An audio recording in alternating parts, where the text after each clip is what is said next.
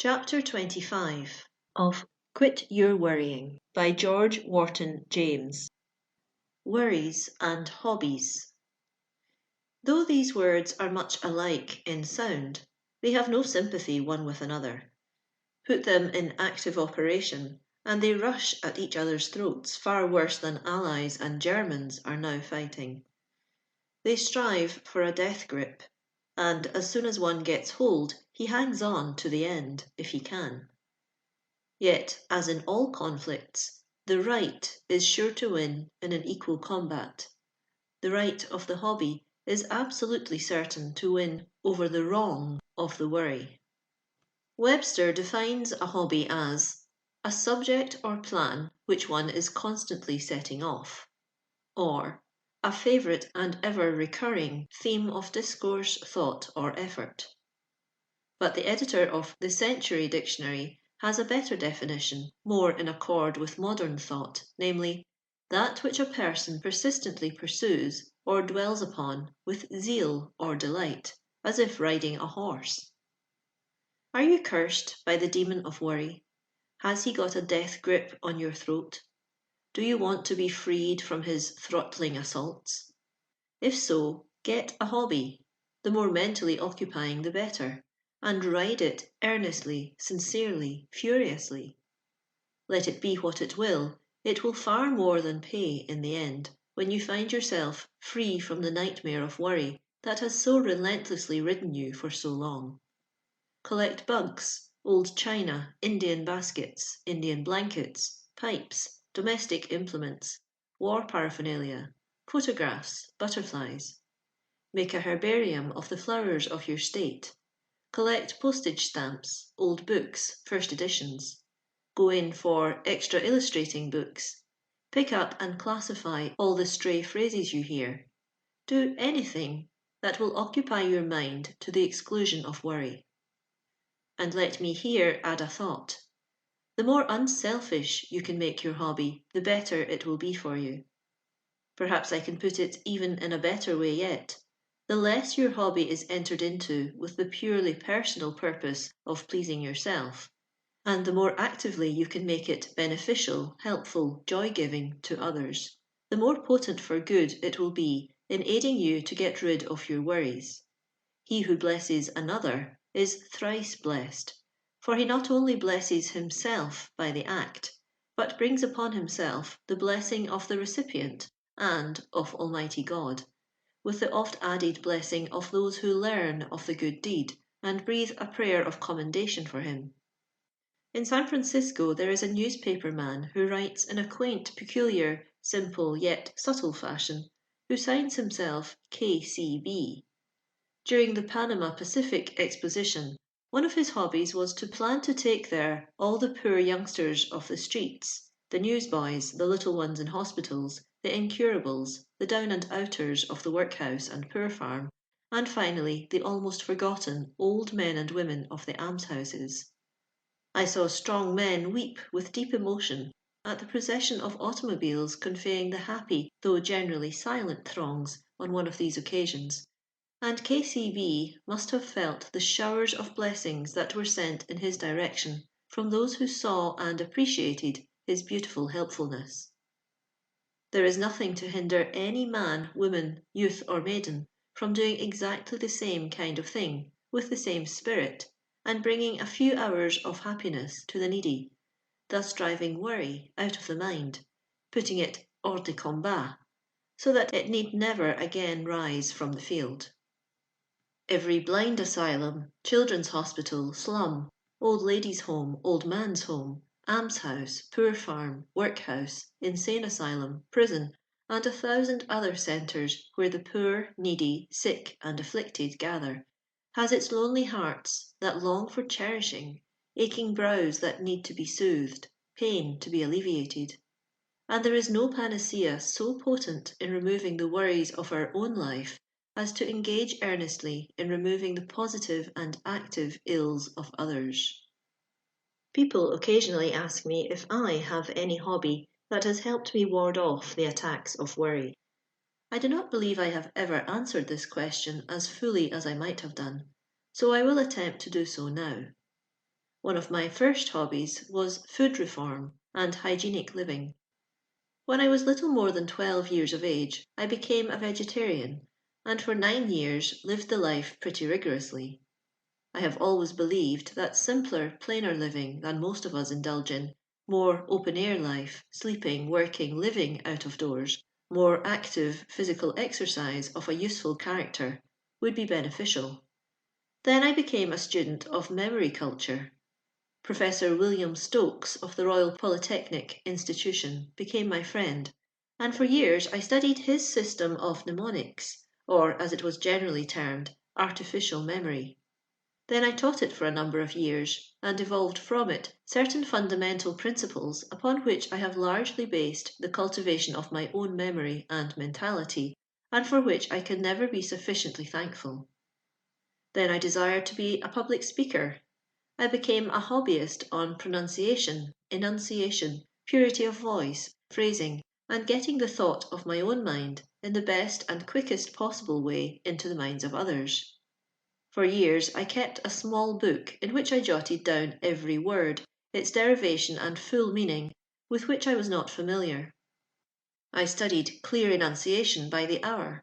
Indeed, as I walked through the streets, I recited to myself aloud, so that I could hear my own enunciation, such poems as Southey's Cataract of Lodore, where almost every word terminates in ing, for I had heard many great English and American speakers whose failure to pronounce this terminal ing in such words as coming, going, and so on, used to distress me considerably. Other exercises were the catches, such as Peter Piper picks a peck of pickled peppers, or Selina Seamstitch stitches 7 seams slowly, surely, serenely, and slovenly, or around a rugged rock a ragged rascal ran a rural race.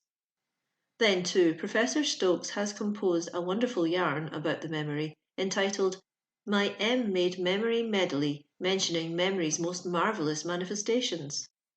This took up as much as 3 or 4 pages of this book, every word beginning with M.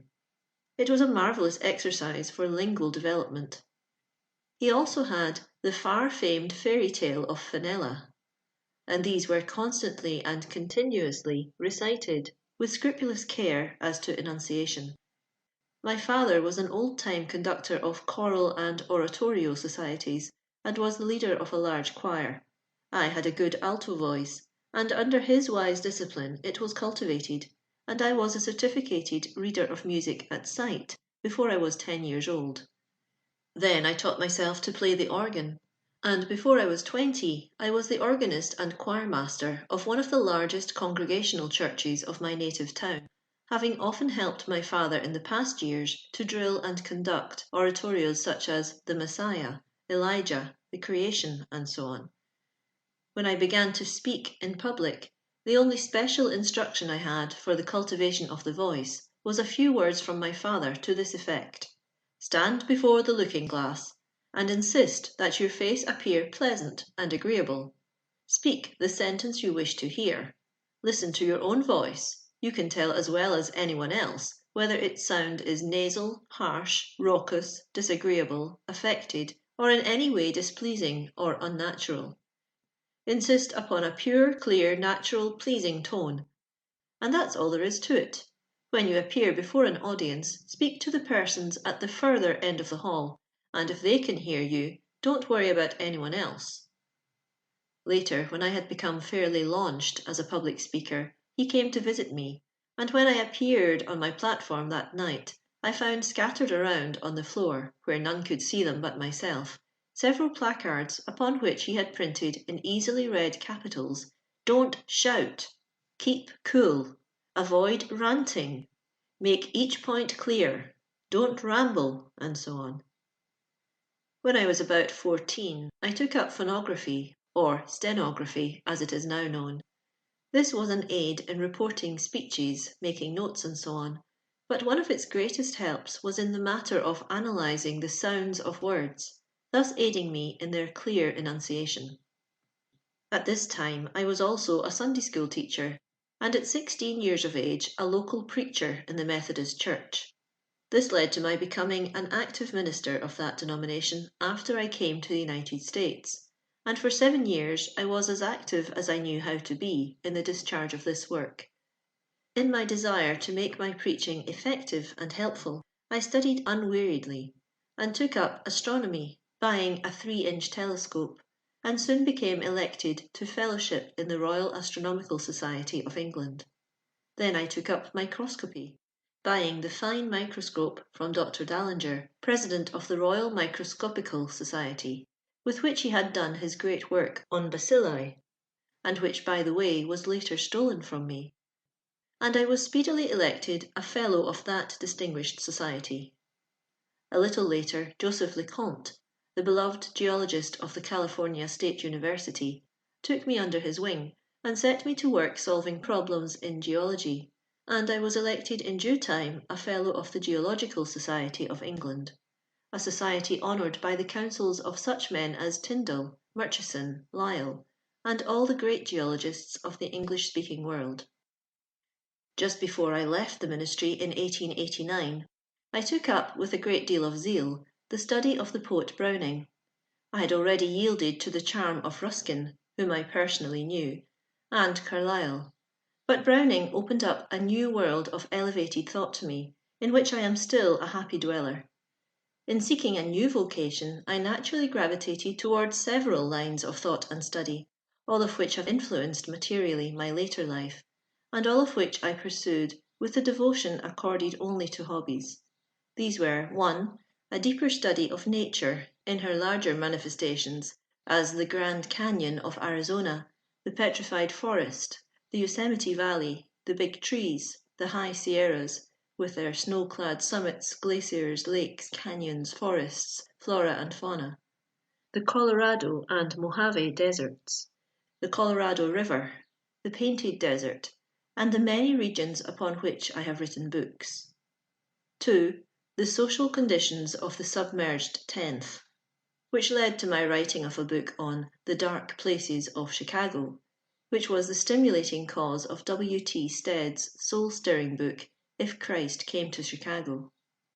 Here was and is the secret of my interest in all problems dealing with social unrest, the treatment of the poor and sinful, and so on, for I was chaplain for 2 years of 2 homes for unfortunate women and girls. 3. A deeper study of the Indians, in whom I had always been interested, and which has led to my several books on the Indians themselves, their basketry, blanketry, and so on. 4. A more detailed study of the literature of California and the West, and also 5. A more comprehensive study of the development of California and other Western states, in order that I might lecture more acceptably upon these fascinating themes. Here, then, are some of the hobbies that have made and are making my life what it is. I leave it to my readers to determine which has been the better, to spend my hours, days, weeks, months, and years in getting my livelihood and worrying, or in providing for my family and myself, and spending all the spare time I had upon these many and varied hobbies, some of which have developed into my life work. And I sincerely hope I shall be absolved from any charge of either self-glorification or egotism in this recital of personal experiences. At the time I was passing through them, I had no idea of their great value. They were the things to which something within me bade me flee, to find refuge from the worries that were destroying me.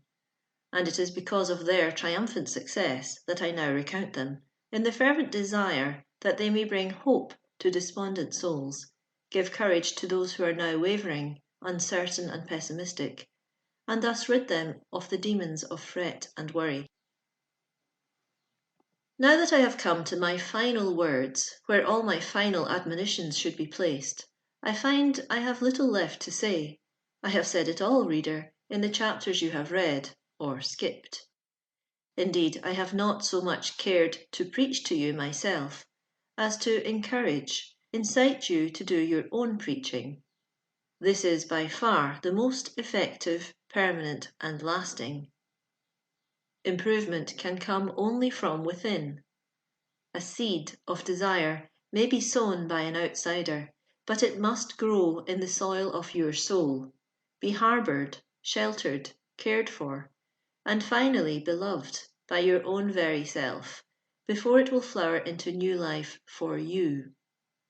That you may possess this new life, a life of work, of achievement, of usefulness to others, is my earnest desire, and this can come only to its fullest fruition in those who have learned to quit worrying. End of chapter 25. End of Quit Your Worrying by George Wharton James.